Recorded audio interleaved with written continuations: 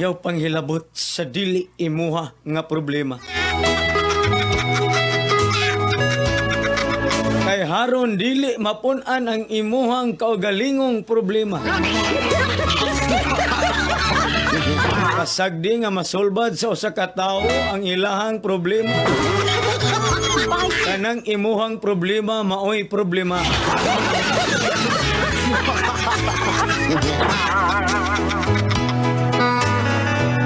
Kung nagproblema ka sa utang, ayaw na pangutang. Kung nagproblema ka sa bayad, ayaw pagbayad.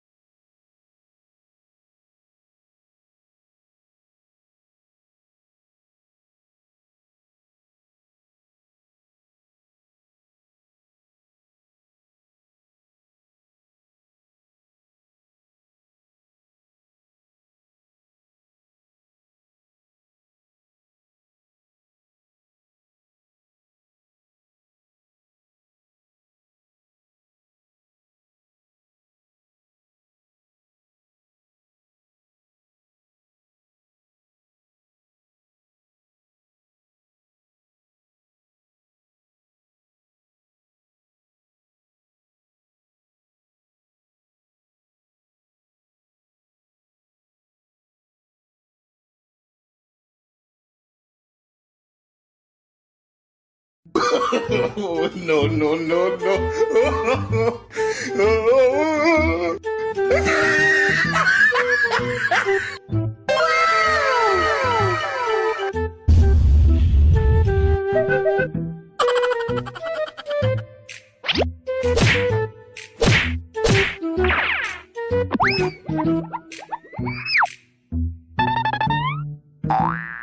Wow.